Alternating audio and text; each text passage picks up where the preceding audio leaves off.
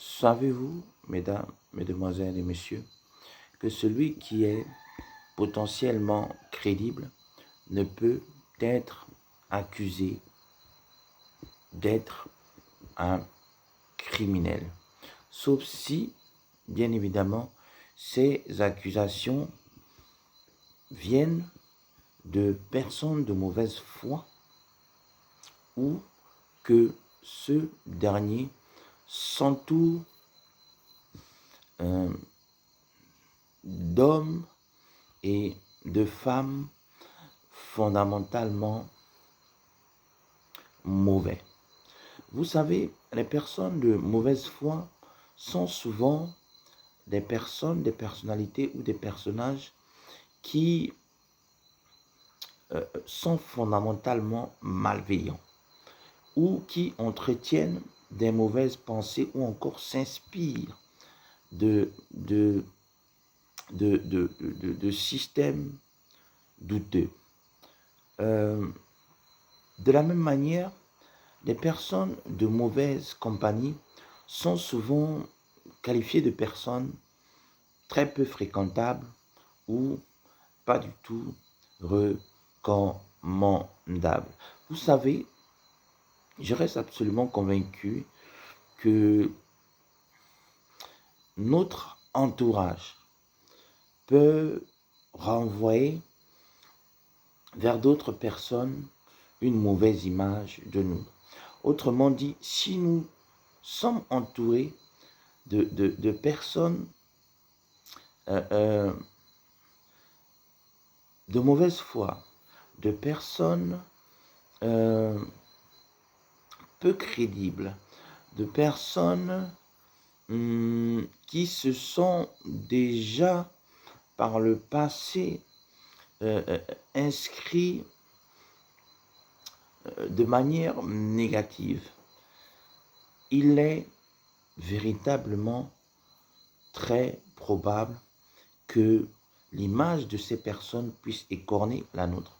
Autrement dit, si nous sommes à l'origine une personne crédible, nous finirons par être vus comme une personne douteuse.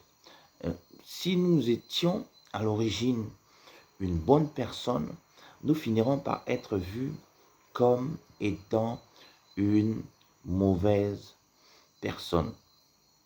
Par ailleurs, mesdames, mesdemoiselles et messieurs, je reste aussi absolument convaincu que si nous sommes entourés de personnes qui ont en eux une charge négative et que ces personnes, évidemment,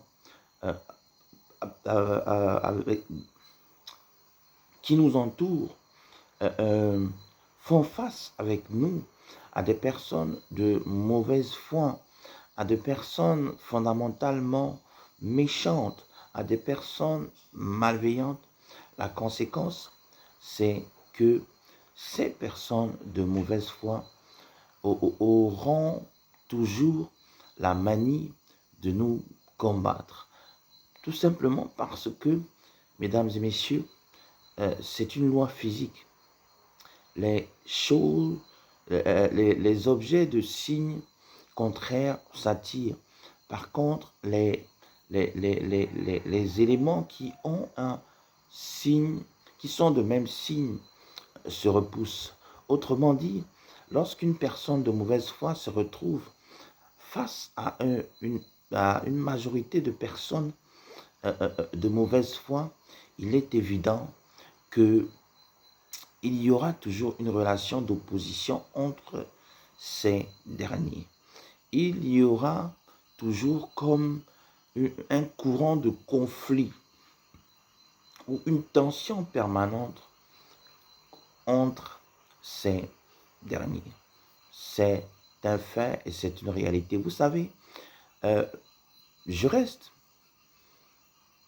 profondément convaincu que si Jésus-Christ a été combattu par les pharisiens qui évidemment ne croyaient pas en lui, ce n'est pas parce que Jésus était une personne fondamentalement méchante, mais c'est très certainement parce que Jésus euh,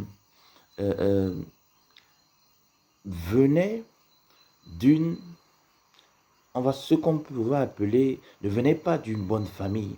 C'était certainement parce que Jésus ne venait pas d'une famille de privilégiés. C'est certainement parce que Jésus, pendant qu'il a grandi, ou tout au long de son ministère, ne s'est pas entouré de ceux que nous pouvions appeler à l'époque les bonnes familles ou les grandes familles. Mais il s'est davantage entouré des personnes ordinaires. Il s'est davantage entouré des personnes, des pauvres. Il s'est davantage entouré des personnes de ce que nous pouvons appeler aujourd'hui de classe moyenne ou de la basse classe. Ce qui fait, mesdames, mesdemoiselles et messieurs, que du point de vue de ceux qui ont porté les accusations contre lui,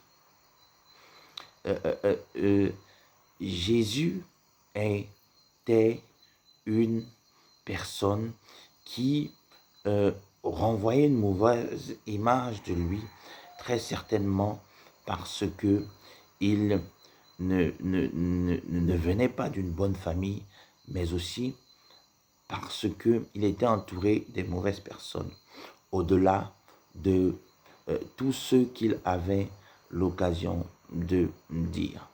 Vous savez, ce n'est pas parce que le monde vous accuse que vous avez forcément tort. Le monde peut vous accuser à tort. Et si c'est le cas, je reste convaincu que comme Jésus, Dieu aura le dernier mot sur votre vie. Comme Jésus, Dieu aura le dernier mot sur votre situation. Comme Dieu l'a fait pour Jésus, il aura l'occasion de vous élever devant vos ennemis, malgré les contestations des races de vipères qui vous font face, ou encore malgré la mauvaise aura que peut dégager les mauvaises personnes qui vous entourent. Aussi, mesdames, mesdemoiselles et messieurs, si vous faites face à des personnes de mauvaise foi ou vous êtes entouré de personnes de mauvaise compagnie, que cela ne soit pas considéré comme une fatalité pour vous. Car derrière cette négativité autour de vous ou en face de vous, il y a au-delà véritablement une élévation qui se cache. C'était le message que je tenais à faire passer, sinon à quelqu'un ce matin ou ce soir, selon là où tu te trouves, où tu me regardes, qu'au-delà des personnes de mauvaise foi et qu'au-delà de la mauvaise compagnie, derrière cela, il y a de l'espoir. Aussi, je t'invite à garder la foi malgré l'opposition en face de toi ou encore malgré la lourdeur ou la négativité tout autour de toi. Sur ce, je vous invite tout simplement à méditer sur le sujet, à approfondir ce dernier et vous dis tout simplement que Dieu vous bénisse. Bye, bye, ciao, à la prochaine et que Dieu vous garde, vous et votre famille. Je vous aime. One love.